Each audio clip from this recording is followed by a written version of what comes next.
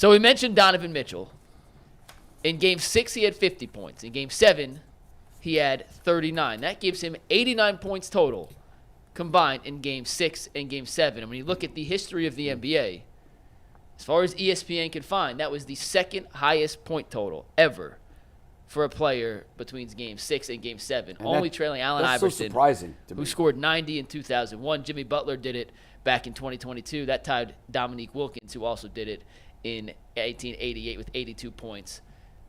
Donovan Mitchell, on one leg, scored 89 points in 2 potential closeout games. Gee, what do you make of his heroics over the final 96 minutes of basketball for the Cleveland Cavaliers, willing this team to a second-round appearance? Well, now, listen, it's a first-round appearance. So, look, he's a superstar for a couple reasons. I want to put the first reason is that he was consistent in his wording. He said this was not a big deal. He said, hey, guys, at the end of the game, I know this was a great series, 7 games. We excited, but this is not. We didn't sign up to win and get first round series. That's not what he actually said. It means nothing. Nothing. He did. So listen. That's the first thing that you need your superstar to understand, because this first round is going to be light work compared to what you got to do this next round. I like the shift in focus. Second of all, I like what he said after the game. They asked him. He said, "What really got into you?" He said, "I didn't want to go home." That's another thing. Like a lot of there's that point. That's why you run them laps. That's why you do all the off-season stuff. You lift those weights. You ain't around your family. You're eating grass and high-protein diets that don't taste good, right? You ain't in the clubs drinking. You do that because you don't want to go home. And so when you put that work in, something clicks on certain people. I ain't do all this for nothing. I don't care what need to happen. If I got to play on 0 legs and get to the rack, I'm going to do that. So Donovan Mitchell, what he came through and was able to do is not only was he the best player in the series or the best, the best closer in the series. I like the fact that when you see him in the timeouts, he said, "I know JB don't know what he's going on. I know JB is a civilian. I know JB might be. He's over there in the trench over there, cowering with the covers over his head. You know what? I'm gonna coach the squad. You need to be over here. You need to be over here. This will have when they call timeouts, half court. He getting people together. He telling Darius Garland, "Hey man, come on, bro. You can't be doing that. You throwing the ball away every single play, and you ain't trying to shoot. Hey man, Evan Mobley, why your ankle so small? You look real skinny right now. You hungry? Get Evan a sandwich. Hey, Sam Merrill, come on in here, man. Sam Merrill Lynch, come on. We got you. We get my shooter some shots, man. I got my white boy shooter that need to get some shots." He did all of that, and he wouldn't let them lose. And that is what you get paid the big money for. I need that. I saw it this time, and that's what I'm going to see this fall with Deshaun Watson. I need games where you won't let us lose. And he showed you that's why he's a superstar. Listen, man, big-time players step up in big-time moments and make big-time plays, right? That's what leadership is. I talk all the time about Donovan Mitchell having that alpha dog mentality, and that killer instinct. When you get to the NBA, everybody is talented. All these dudes can ball. But those dudes who got that killer in them, that got that alpha refuse to lose mentality, those are the players that separate themselves for the rest. See, Donovan Mitchell ain't no 6'5", 6'6" plus, guy that's a stretch big. He might not be the best player in the NBA, but when you are able to get your hands on a guy who refuses to lose, who puts in the work, who has the energy and the attitude necessary, needed to like be a leader and to take your team over the hump, you do whatever you can to keep those dudes in the fold for as long as you can. He answered the call, right? Especially for how bad things looked in those 2 games against Orlando. A lot of people was out here saying that he's packing it in, that he's quick, that he's already got 1 foot out the door. And G alluded to it. No, he let it be known. Like, 1, this first round win ain't shit. And 2, like, I'm not trying to go home, and the way that he was doing the little things, in the timeouts, he literally went over to Darius Garland and he said this. He was like, "I don't give a shit about what's happening. Shoot the ball. Like, I understand, just shoot the ball. I got you, bro. I got you." And for him to be, the biggest supporter, the biggest cheerleader or advocate for Darius Garland when it comes to his confidence, that's another piece of this puzzle when you talk about Donovan Mitchell, like being that leader. Like, this dude has continued to prove, man, time in and time out, that he is just the like unquestioned, undeniable overall leader of this team. Like when it comes to motivating, coaching, his performance on the court, just everything. Like that dude is Mr. Cavalier. Yeah, that's what a leader looks like. Orlando had some moments where they needed buckets badly. I can't remember. I think the stretch was getting to like 12 or 14. Mm-hmm. And there was a moment where Banchero basically had an offensive possession where he just said to everybody, y'all better get the hell out of my way. I'm going to the hole and I'm dunking this. I was like, where do you get that from? And so in those moments, Mitchell had a few too. In those moments, you realize just how special those people are. We saw LeBron James do it famously in a playoff game where he scored like the last 29 points against the Pistons between fourth quarter and overtime. We saw it with Donovan Mitchell in game 6 at Orlando, where he was the only offensive option in the fourth quarter. Yeah. We saw it for flashes of Banchero, and we saw it in big moments with Mitchell. What separates Mitchell, I think, from a lot of these guys is most of them will say, I can do this by myself. Mitchell is smart enough to know I'm going to need y'all's help.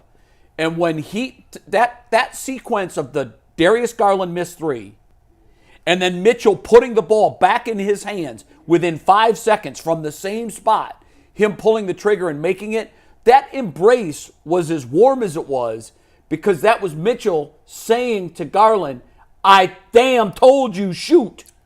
I don't care if you're missing, shoot. Shoot the ball. There it is. That's what it looks like. That's it. And so what you're seeing is the superstar, and we didn't always see this with LeBron James, by the way. As he matured, and same with Michael Jordan, he learned no man can do this alone. Not in this league. Yeah. This is a grown man league. At some point, you're going to need other grown men to help you take the mountain. LeBron learned in his career. MJ learned in his career. I think Donovan is learning in real time. I'm going to need Darius Garland to be Darius Garland. I can't do this by myself. Yeah. We've seen what that looks like. I also think that the voice that is echoing inside of Donovan Mitchell's head is the interview post-Utah Jazz series when Shaq told another grown man, essentially to his face. It was. That was they cold. were hooked up on a remote interview. But he said, you know I love you. You're one of my favorite players. One of my favorite players. I don't think you can do it. I don't think and Mitchell was like, okay. He's like, what do you have to say to that? He's like, okay. I just got to show you. And that tape resurfaced after Game 6, after Game 5, I believe. Yeah. Or 4, that maybe. 13-point performance. Started making the rounds again, yeah. And I think that drives him. He knows that Shaq is one of the all-time greats. Mm-hmm. And he also knows that what Shaq said, he hasn't disproven. He's in the process of trying to disprove that. And what I love more than anything in sports, yesterday, Guardians game, they're down 1-0. It looks like they're going to lose a series for the third straight time to a team that they should have handled. They should have handled Houston. Atlanta, I'll give them. But what happened? The Alphas stood up. Hosey hit a 2-run ding. Naylor hit a 2-run ding. That's what happens in these close and tights. And for me, Donovan Mitchell now is to the point in his career where he realizes I have to empower these other guys. Yeah. I can't do this by myself. And I loved what he said after the game. He looked square in the camera and he said, look, I hate to say it because I know Cleveland, this is big for Cleveland, but this doesn't mean anything. See, he's right. You know, we've got another series now. And also wanted to read a statement that I thought this showed maturity too. Because it's one thing to say that, but it does mean something. Mm-hmm. You could tell by their emotions it meant something. Yeah. It meant that they're not going home again after the first round. We talk all the time. Body language is the biggest percentage of communication that people don't understand. Here's what I always say. I can't hear your words because their actions are drowning them out. Yeah. It's one thing for Donovan Mitchell to say the right thing. He said the right thing. It damn well means a lot. You could tell on those players' faces and in that hug because what it means is you're not going home for the second straight year after the first round. But I wanted to read this statement, and I thought it was fitting, too, that Darius Garland said this to our own Jason Lloyd. Here's what he said after the game. Our guys want to make our own legacy, Garrett said to the Athletics' Jason Lloyd. This is in a write-up on CBS Sports. It's a new look, a new feel. This is the key part. It's a rebirth in Cleveland. It would mean a lot to all of us.